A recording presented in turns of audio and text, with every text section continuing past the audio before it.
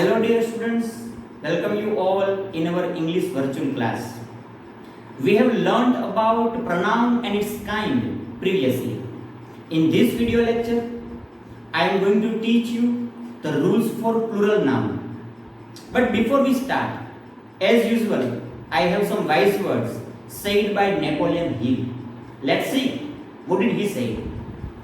Napoleon Hill said that strength and growth come only through continuous effort and struggle.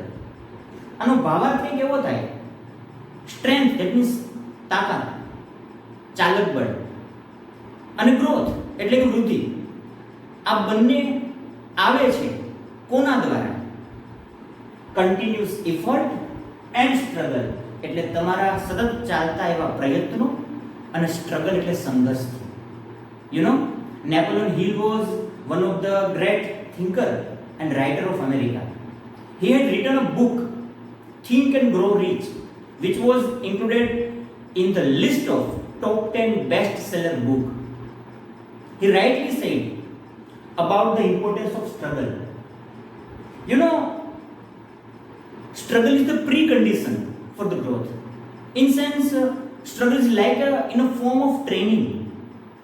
What you are today is the result of yesterday's effort, and your today's effort, today's work maybe decide what you will be in future. તમે આજે જે પણ કંઈ છો એ ભૂતકાળના તમારા પ્રયત્નોના કારણે છો, અને તમારા અત્યારના પ્રયત્નો એ નક્કી કરશે કે તમે ફ્યુચરમાં શું બનશો.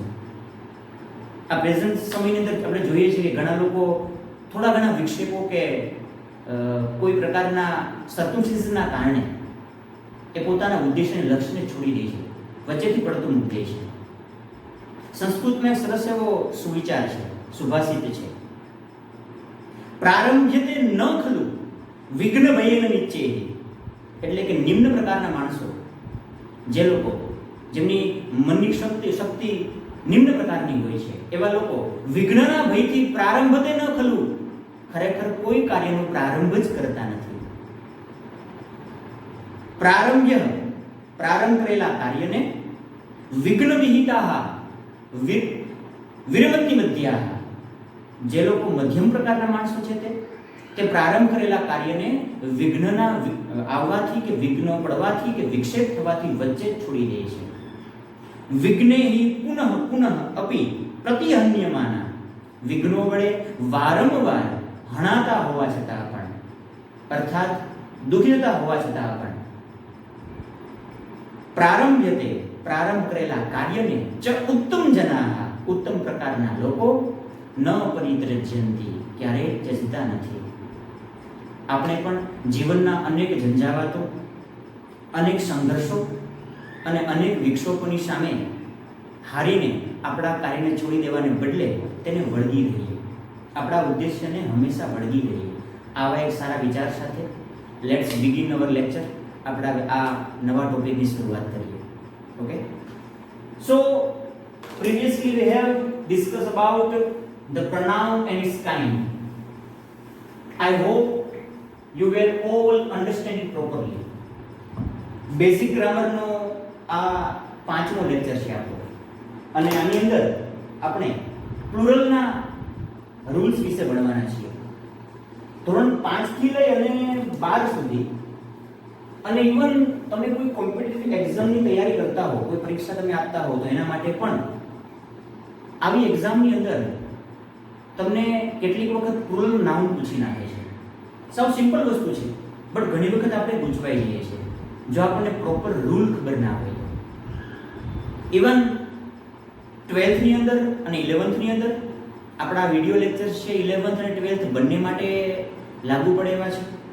11th અને 12th ની અંદર એમની અંદર પણ એડિટિંગ ટેક્સ્ટનો પેલો ટોપિક આવે છે, અને ઘણી વખત એમની અંદર પણ તમને ક્યારેક ગૂંચવવા માટે આવું પૂછી શકે છે.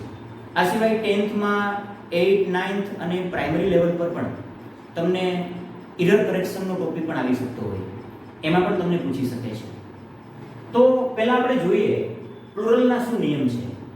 પહેલો નિયમ તો બધા જાણતા જ હશો. ફર્સ્ટ નિયમ છે રૂલ નંબર 1, સાવ રેગ્યુલર નિયમ છે. For the regular noun,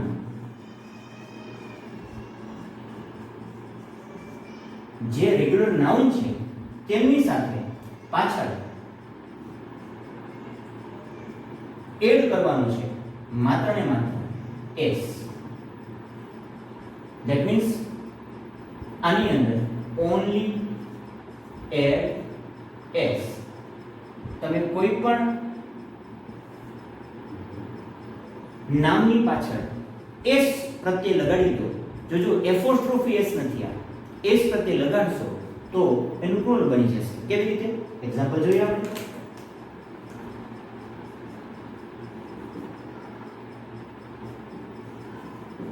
table, pen, car,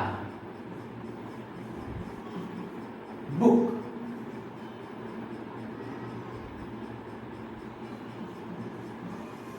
house. આ માત્ર એસ લગાડો. ટેબલ્સ, પેન્સ, કાર્સ,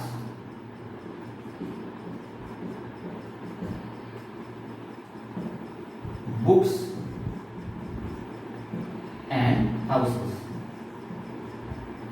સિમ્પલ, માત્ર s જોડવામાં આવે છે અને એનું પ્લુરલ બની જાય છે. આ નિયમ બધાને ખબર હોય છે.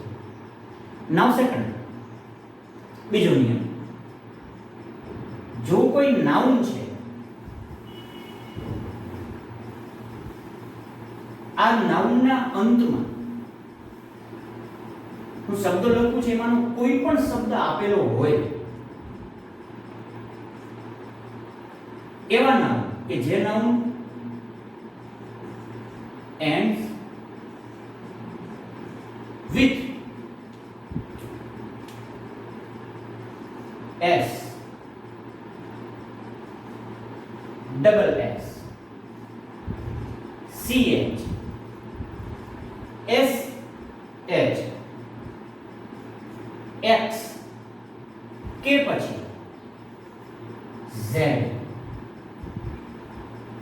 જે પણ કોઈ નાઉન છે તેનો અંત છે, એનો એન્ડ છે, એ આવા કોઈ પણ પ્રતીક થતો હોય, આવા કોઈ પણ વર્ડ થતો હોય તો શું કરવાનું? તો એવા નાઉન જે છે તેમની પાછળ માત્ર s લગાડવામાં નહીં આવે, પરંતુ તેમની સાથે પાછળ આપણે એડ કરીશું es. ધેન આની અંદર શું કરવાનું છે? તો કે છે કે એની અંદર add es. તેમની પાછળ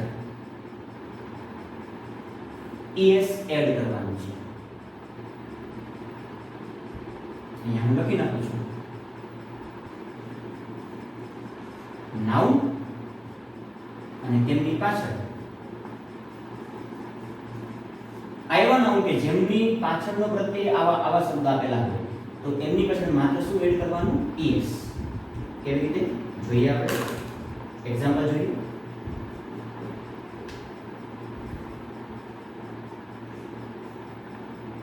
s વાળું example, bus, then cross, then mat, then this, then box, then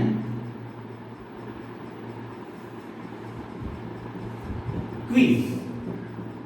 હવે આમનું જ્યારે પ્લુરલ બનાવીએ આપણે તો આવું બનશે: buses, crosses, matches, dishes, boxes and quizzes. અહીંયા એક ધ્યાન દોરજો, z બેવડાય છે. ઓકે, સ્પેલિંગ કરેક્શન યાદ રાખજો. So this is the second rule. જ્યારે કોઈ પણ નાઉનની પાછળ આવા કોઈ પ્રકારના શબ્દોથી અંત થતો હોય નાઉન, તો એ નાઉનની સાથે es પ્રત્યય ઉમેરવાથી you can make it plural noun. Then third rule, ત્રીજો નિયમ, એવા કોઈ નાઉન છે કે જેમનો એન્ડ એ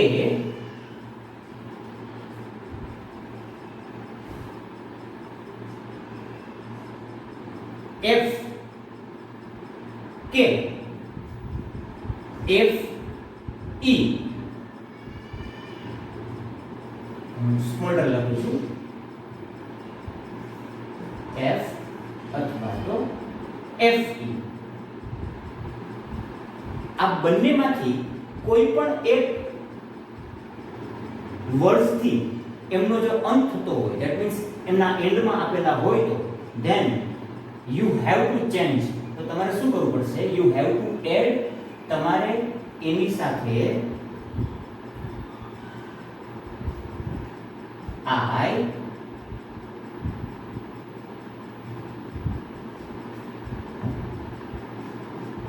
VES લગાડવું પડશે કેવી રીતે જોઈએ આપણે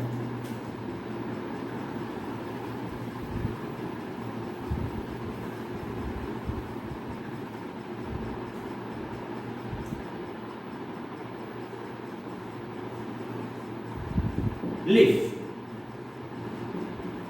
wolf life wife knife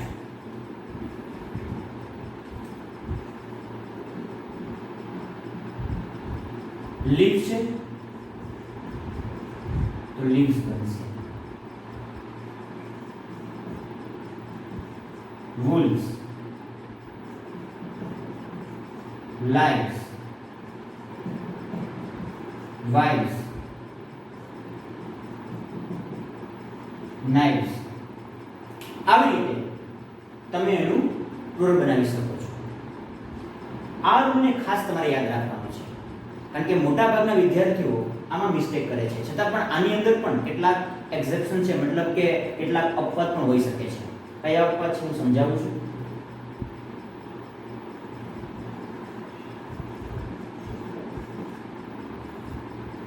અપવાદ રૂપે જોઈએ રૂફ હવે આનું નાઉન પ્લુરલ નાઉન રૂફ્સ થાય છે માત્ર એ ઉમેરાય છે એવી રીતે ક્લિફ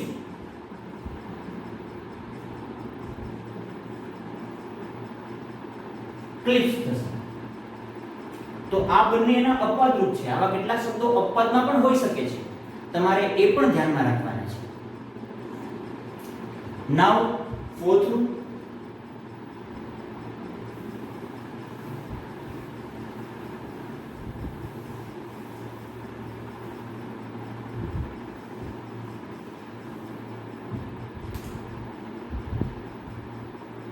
હવે એવું કોઈ નામ કે જેમનો અંત ends with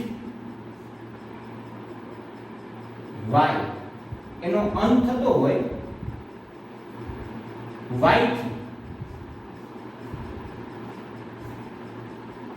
but A y ની પહેલા વોવેલ હોય તો તમારે શું કરવાનું છે એટલે કે આગળ વોવેલ પ્લસ અંતમાં y then add only s તો માત્ર ને માત્ર તેની સાથે શું ઉમેરો પાછળ s ઉમેરો એક્ઝામ્પલ જોઈએ આપણે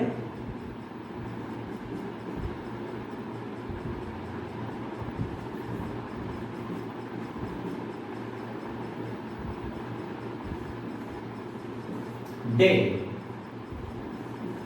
boy key guy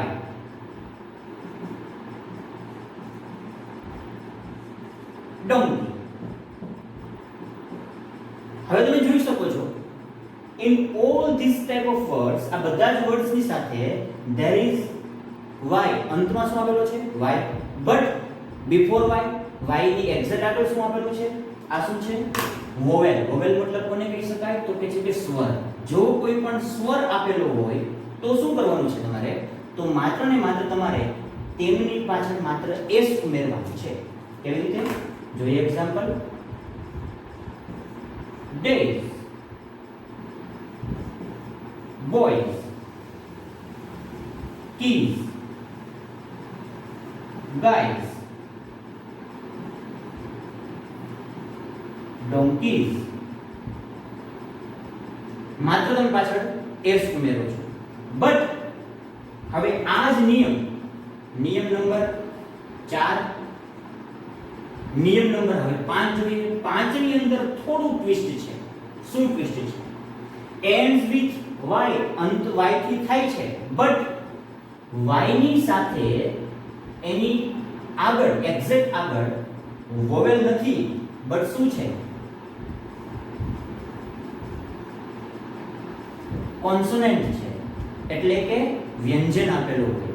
વોવેલ એટલે કે સ્વર, કોન્સોનન્ટ મતલબ કે વ્યંજન. આગળ જો વ્યંજન આપેલું હોય તો શું કરવાનું છે? તો જુઓ, એના એક્ઝામ્પલ બાજુમાં લખું છું હું અહીંયા.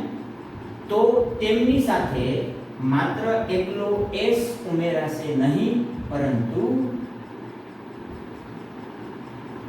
પાછળ આપણે es ઉમેરીશું. બટ આ આપેલો જે y છે એ y નું તમારે i બનાવવું પડશે. એટલે y નું i બનાવવાનું અને પછી શું કરવાનું છે? then you have to add es. Example બાજુમાં લખું છું. આ એક્ઝામ્પલ મેં એમને રાખેલા છે નિયમ નંબર 4 ના, એટલા માટે કે તમને ડિફરન્સ સમજાવી શકાય.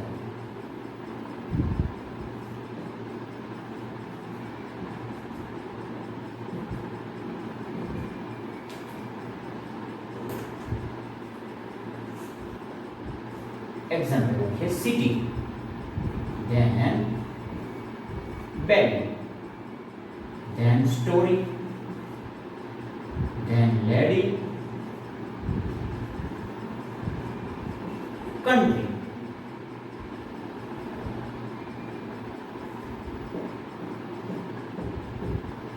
હવે અહીંયા જોઈએ, જો નિયમ નંબર 4 શું છે? હમણાં આગળ લખ્યું એ પ્રમાણે if the words end with y, જો વર્ડ છે કોઈ પણ નાઉન છે એ y થી એન્ડ થતું હોય, બટ y ની એક્ઝેક્ટ આગળ શું આપેલું હોય? વોવેલ આપેલું હોય. લખું છું અહીંયા વોવેલ પ્લસ y આવું હોય તો then you have to add only s. તો માત્ર ને માત્ર શું લગાડો? તમારે માત્ર s લગાડવાનું છે. પણ જો નિયમ નંબર 5 અંતમાં y તો છે, બટ એક્ઝેક્ટ એની આગળ કોન્સોનન્ટ આપેલું છે, મતલબ કે વ્યંજન આપેલો છે, તો તમારે અંતમાં રહેલા y નું i બનાવવાનું છે. then you have to add es. Example લખું છું સિટી. તમે જોઈ શકો સિટી ની અંદર અંતમાં શું છે? y છે, બટ y ની એક્ઝેક્ટ આગળ શું આપેલું છે? t, કોન્સોનન્ટ છે, મતલબ કે વ્યંજન છે. અહીંયા ડે ની અંદર y હતો, પણ આગળ a એ સ્વર કહેવાય, o સ્વર કહેવાય, e પણ સ્વર કહેવાશે, u પણ સ્વર કહેવાશે અને e સ્વર કહેવાશે. આટલા સ્વર આપેલા છે. એક્ઝેક્ટ આગળ સ્વર આપેલો હોય તો તમારે માત્ર s ઉમેરવાનો છે. પણ વ્યંજન હોય તો y નું i તો બનાવવાનું છે, પણ સાથે પાછળ es પણ ઉમેરવાનું. જુઓ સિટી, આનું એક્ઝામ્પલ આવું છે cities, then babies, then stories, then ladies, then countries. So these are the examples of the rule 5. પાંચમા નિયમના આ એક્ઝામ્પલ છે.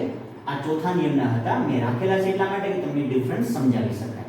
આ થઈ ગયા બંને નિયમ y ના. ફરી સમજાવું છું.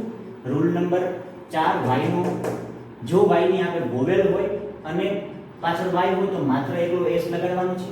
જો y ની સાથે આગળ કોન્સોનન્ટ હોય તો y નું i બનાવી અને es ઉમેરવાનું છે. I hope you were all understand it properly. Now rule number 6. હવે જો કોઈ શબ્દ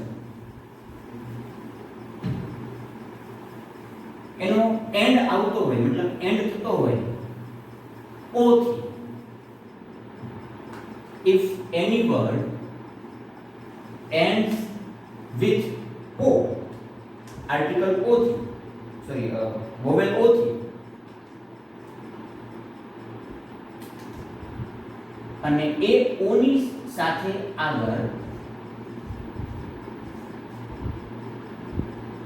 આગળના નિયમ પ્રમાણે વોવેલ આપેલો વોવેલ ધેન ઓ તો શું કરવાનું then you have to add only s તો તમારે માત્ર ને માત્ર s લગાડવાનું છે કેવી રીતે જોઈએ example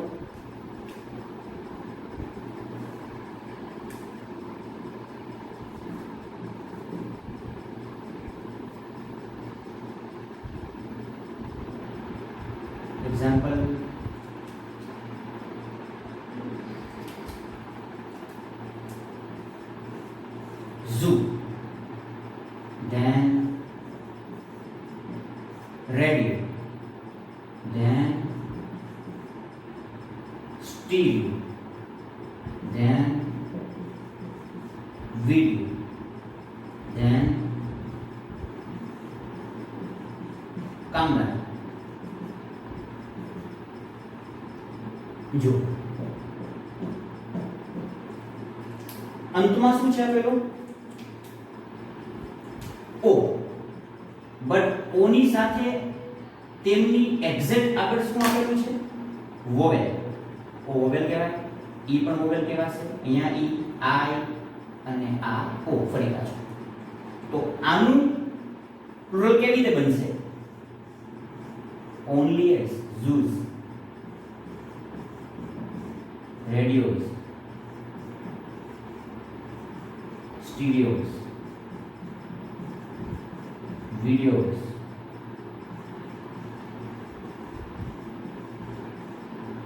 kangaroos but if any word then you will rule number 7 આનો જ નિયમ rule number 7 if any word ends with o o થી અંત પામે છે બટ એની એક્ઝેક્ટ આગળ વોવેલ નહીં પણ શું હોવું જોઈએ બોલો તમે વિચારો શું હોવું જોઈએ યસ કોન્સોનન્ટ તેની એક્ઝેક્ટ આગળ જો કોન્સોનન્ટ આપેલો હોય એટલે કે વ્યંજન આપેલો હોય તો તમારે શું કરવાનું છે તો માત્ર ને માત્ર તેની પાછળ s નથી ઉમેરવાનો બટ es ઉમેરવાનો છે નિયમ આવો બનો જો કોઈ વર્ડ છે એનો અંત o થી થતો હોય પણ o ની સાથે આગળ કોન્સોનન્ટ આપેલો હોય વ્યંજન આપેલો હોય then you have to add es તમારે એના અંતમાં es ઉમેરવાનો છે then and then you will be able to make it plural હું એક્ઝામ્પલ બાજુમાં લખું છું અહીંયા આ એક્ઝામ્પલ એમને રાખું છું સમજવા માટે આ રૂલ નંબર 7 ના એક્ઝામ્પલ છે hero then tomato then potato હવે જો શું રૂપ બનશે આનું હીરોનું heroes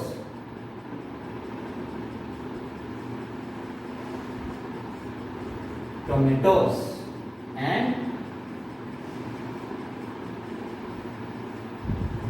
potatoes તમે જોઈ શકો છો જો અંતમાં o હોય બટ આગળ કોન્સ્ટન્ટ આપેલો હોય તો then you have to add es અહીંયા બધે es લગાવેલો છે પણ જો અંતમાં o હોય બટ આગળ વોવેલ હોય તો then you have to add s તો તમારે માત્ર s લગાડવાનું છે these are two rules આ બે રૂલ હતા કોના o માટેના પહેલા બે રૂલ શરૂઆતનો નિયમ આપણે પેલો હું રિપીટ કરું છું ફરી પાછા પહેલો સિમ્પલ રેગ્યુલર નાઉન માટે શું કરવાનું માત્ર ને માત્ર s લગાડવાનું then જો કોઈ વર્ડ છે એના અંતમાં s double s ch sh x કે z હોય તો પાછળ es લગાડવાનું ત્રીજો નિયમ જો કોઈ શબ્દનો અંત f અથવા f ઈ થતો હોય then ves અને પછી નિયમ નંબર 2 બે નિયમ આવે છે ચોથો અને પાંચમો નિયમ fourth and fifth એ બે નિયમ હતા માત્ર y માટે y ની આગળ વોવેલ તો y એમને રહે છે, માત્ર s ઉમેરાય છે. બટ y ની સાથે આગળ કોન્સોનન્ટ, તો y નું I બનાવો અને s બતાવો. તો બે નિયમ એના થઈ ગયા. હવે નિયમ નંબર 5, 6 અને 7. નિયમ 6 શું હતો? o વાળો. o ની સાથે આગળ વોવેલ, તો o એમનો, પાછળ માત્ર s. બટ o ની સાથે આગળ કોન્સોનન્ટ, ધેન પાછળ શું લગાડવાનું તમારે? es. હવે આના પછી જે નિયમ છે એ નિયમ નથી, બટ ઇરરેગ્યુલર નાઉન છે. કેટલાક નાઉન એવા હોય છે કે જે ઇરરેગ્યુલર હોય છે, એમનું પ્લુરલ એ કોઈ નિયમ સાથે બંધાયેલ નથી હોતું. જોઈએ આપણે. Now the rule number 8 for the irregular noun.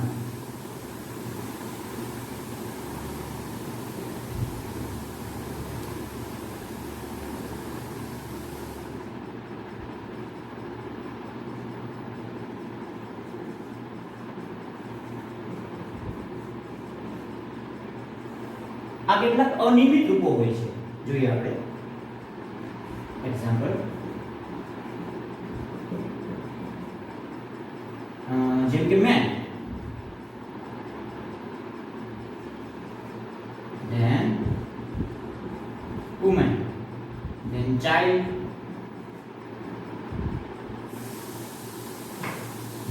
then food, tooth. હવે જોઈએ મેન નું શું બનશે? આપણે બધા જાણીએ છીએ MEN. વુમેન નું સિમ્પલ વસ્તુ MEN, main.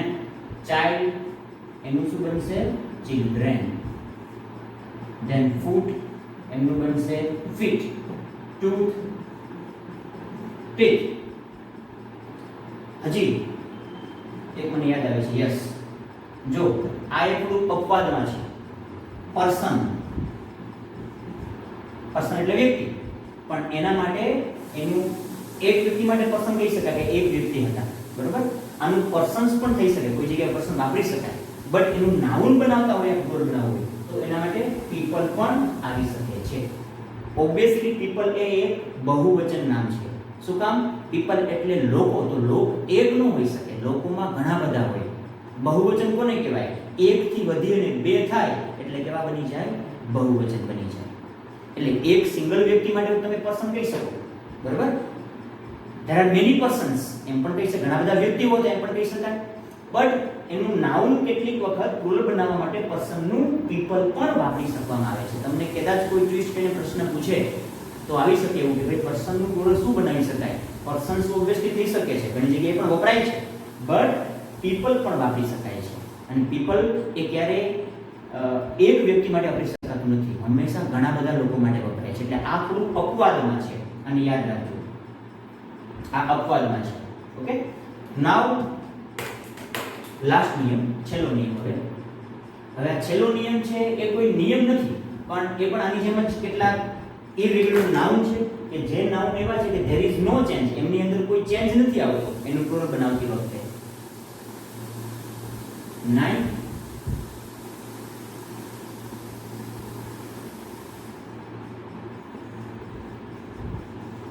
not change, change ન થતા હોય તેવા નામ. એવા કયા નામ હોઈ શકે? જેમનું સિંગ્યુલર એન્ડ પ્લુરલ આ બંને કેવું બનતું હોય? એક સરખું બનતું હોય. એક્ઝામ્પલ જોઈએ આપણે, ને બધાએ ફિશ, શીપ ને ઓળખો છો? Fish, then deer, then species એટલે કે પ્રજાતિ. આ એવા નામ છે કે જેમનું રૂપ બદલાતું નથી. ધેટ મીન્સ એ સિંગ્યુલર પણ એવું હોય અને એનું પ્લુરલ પણ કેવું બનતું હોય? સેમ બનતું હોય. તો શીપનું શું બનશે? એ જ બનશે. એક શીપ હોય તો પણ કહી શકાય શીપ છે. there are many ships, ઘણા બધા છે તો પણ શીપ કહી શકાય. there are lot of sheep એમ કહેવાય, શીપ્સ ન કહી શકાય. ફિશ વિશે પણ એવું છે, ફિશનું પણ આવું બને છે મોટા ભાગ. ધેન ડિયર, ડિયર એટલે હરણ. સ્પીસીસ, સ્પીસીસ એટલે પ્રજાતિ. હજી એમ આવી શકે સિરીઝ, આવા કેટલાક નાઉન એવા છે કે જેમનું ચેન્જ કોણ થઈ એ જેવા છે એવા ને એવા રહે છે. તો આ તમારે વર્ડ્સ જેમ તમે વોકેબલરી પેલી ક્લિયર કરશો, જેમ જેમ તમારા અંદરમાં તમારી યાદશક્તિ વોકેબલરી આવતી જશે, એમ તમને કેટલાક ઇરેગ્યુલર નાઉન મળતા જશે જે આપણા દૈનિક ઉપયોગમાં આવતા હોય તેવા. Okay, so these are the rules. આમાં અપવાદ પણ ઘણા હોઈ શકે છે કે ભાઈ એમનું ચેન્જીસ ન થાય. જેમ કે મને યાદ આવે છે, હું સમજાવું તમને. આપણે નિયમ ભણ્યો હોય તો અંતમાં શું હોય? ઓ હોય, અને આગળ જો કદાચ વ્યંજન હોય. હવે એક એક્ઝામ્પલ લખું છું, ફોટો. તો ફોટોનું પ્લુરલ ફોટોસ નહીં થાય, એમાં es નહીં ઉમેરાય. તો શું ઉમેરાશે? માત્ર એસ. નિયમ તો એવો હતો કે અંતમાં ઓ છે, બટ ઓ ની સાથે આગળ કોન્સોનન્ટ છે, તો આપણે es લગાડવું જોઈએ. પણ અહીંયા તો શું કામ નથી? બીકોઝ આ એક્સેપ્શનમાં છે, એટલે કે અપવાદમાં છે. તો આવા કેટલાક નાઉન પણ હોઈ શકે છે કે જે અપવાદ રૂપે હોય, જેમની સાથે એમાં કોઈ નિયમ રૂલ જોડાયેલ નથી હોતો. આ તમારે માત્ર ને માત્ર યાદ જ કરવા પડે છે, એને વાંચીને યાદ રાખવાના હોય છે. સો we have discussed about all the kind of rule how to make a noun in plural form. કેવી રીતે નાઉનને આપણે પ્લુરલ બનાવી શકીએ, એટલે કે એનું બહુવચન બનાવી શકીએ, એના વિશેના આપણે આ 9 જેટલા નિયમ જોયા છે. આઈ હોપ તમને બધા સમજાઈ ગયા હશે. આ નિયમ એ પ્રાઇમરીથી લઈ અને છેક કોલેજ સુધીના વિદ્યાર્થીઓ માટે પણ હેલ્પફુલ થાય છે. બીકોઝ ઘણી વખત એક્ઝામની અંદર આપણી અપેક્ષા વિનાનું પૂછી નાખે છે. ઘણી વખત એવું બનતું હોય છે કે આપણે અઘરી વસ્તુની અપેક્ષા કરેલી હોય ને એ લોકો કેટલીક વખત સહેલું પૂછી નાખે, ઘણી વખત આપણે સહેલી વસ્તુમાં જ ગૂંચવાતા હોઈએ છીએ. તો આ બેઝિક ગ્રામર છે અને આઈ હોપ તમને એ સમજાણું હશે. મેં તમને શરૂઆતમાં જે વાઇઝ વર્ડ્સની વાત કરી હતી કે ભાઈ માણસ સ્ટ્રગલ કરીને આગળ આવી શકે છે. સ્ટ્રગલથી જ માણસ પોતાના લક્ષ્યને કે પોતાના ઉદ્દેશ્યને પ્રાપ્ત કરી શકે છે. એ સ્ટ્રગલ કેટલી હદે હોઈ શકે છે એનું એક એક્ઝામ્પલ મને યાદ આવે છે. એક વખત એક છોકરો એ ભાવનગર જાય છે સિટીમાં પોતાના ધોરણ 12ની બોર્ડની એક્ઝામ આપવા માટે. ઘણા વર્ષો પહેલાની વાત છે. કન્ડિશન બહુ ખરાબ, પોતાની આર્થિક સ્થિતિ બહુ ખરાબ છે. સાવ એકદમ મધ્યમ કુટુંબમાંથી કે ગરીબ કુટુંબમાંથી પોતે આવે છે. એના પિતા પાસે એટલી મૂડી નથી કે એને પૈસા આપી શકે. એને 35 રૂપિયા આપે છે કોઈ ધર્મશાળામાં રોકાવા માટે ખર્ચા પેટે. એક્ઝામ 7 દિવસ ચાલવાની હોય છે એટલા માટે, અને સાથે 4 રૂપિયા બીજા આપે છે ટિકિટ ભાડા માટે. આ થોડા વર્ષો પહેલાની વાત છે એટલા માટે. એ સમયે બહુ પૈસો નાનો હતો. ઘટના એવી ઘટે છે, ધર્મશાળામાં આવે છે, સાંજના પલંગ ખસેડતી વખતે, પલંગને ફેરવતી વખતે અચાનક હાથમાંથી પલંગ છટકે છે અને પગના અંગૂઠા પર આવે છે. અસહ્ય દર્દ થાય છે. અંગૂઠામાં લોહી મરી ગયું છે, આખો પગ સૂજીને દડા જેવો થઈ ગયો છે, અતિશય દર્દ થાય છે. દવાખાને જવાના પૈસા તો હતા નહીં, ખાવા પૂરતા અને રહેવા પૂરતા માણ હતા, એટલે પોતે ભીનો પાટો બાંધી દે છે પગ ઉપર. દુખાવો આખી રાત થાય છે, છતાં પણ ઊંઘ નથી આવતી. ગમે તેમ કરી અને પોતે ન ઊંઘ આવવાના કારણે ગમે તેમ કરી એ દુખાવાની અંદર પણ દુખાવાને ભૂલીને પોતે આખી રાત રીડિંગ કરે છે. સવારના એક્ઝામ હોય છે, સાયન્સની એક્ઝામ. પગ એટલો સૂજી ગયો રાતમાં કે ચપ્પલ કરી શકાતા નથી. ઉઘાડા પગે છોકરો પોતાના એક્ઝામ સેન્ટર પર જાય છે. 2 કિલોમીટર દૂર એની સ્કૂલ હોય, ત્યાં ચાલતો જાય છે. અડધી પોણી કલાકે સ્કૂલે પહોંચે. એક્ઝામ શરૂ થાય છે. દુખાવો અસહ્ય ચાલુ જ છે. પગ નીચો રાખી શકાતો નથી. પાટલી પર પગ રાખવાની સ્કૂલના સુપરવાઇઝર ના પાડે છે. દુખાવા સાથે પેપર આપે છે. બપોરનું પેપર, સવારનું પેપર પૂરું થાય છે, બપોરે બીજું પેપર હોય છે, એ પણ આપે છે. સાંજે ઢસડાતા પગે ફરી પાછો ધર્મશાળામાં આવે છે. આવી રીતે આખી એક્ઝામ આપે છે. છેલ્લા પેપરના દિવસે એની પાસે જમવાના પૈસા પણ ન હતા. અંતે એક પેપર, છેલ્લું પેપર, ભૂખ્યા પેટે આખો દિવસ ભૂખ્યો રહી અને પેપર આપે છે, કારણ કે આ તકલીફની એને આદત પડી ગઈ હોય છે. પણ મનમાં એક ગોલ હોય છે, ઉદ્દેશ્ય હોય છે કે મારે ગમે તેમ કરીને મેડિકલમાં જવું છે, ડૉક્ટર બનવું છે. અસહ્ય દુખાવા સાથે, આવી તકલીફ સાથે પોતાના ઉત્સાહને વળગી રહી છે. 7 દિવસ 6 દિવસ પરીક્ષા આપી, છેલ્લું પેપર ભૂખ્યા પેટે આપ્યું, પેપર આપી પરીક્ષા પૂરી કરી ઘરે જાય છે. રિઝલ્ટ આવે છે અને રિઝલ્ટમાં એ છોકરો આખા જિલ્લામાં 4થા ક્રમે આવે છે અને પોતે બાયોલોજીમાં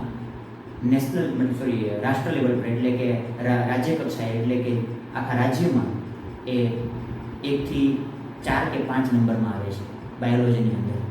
અને આ છોકરો મોટો થઈને બને છે એક ડૉક્ટર, બાળકોનું સારો એવો ડૉક્ટર, ભાવનગરના પ્રખ્યાત ડૉક્ટર IK વીજળીવાળા.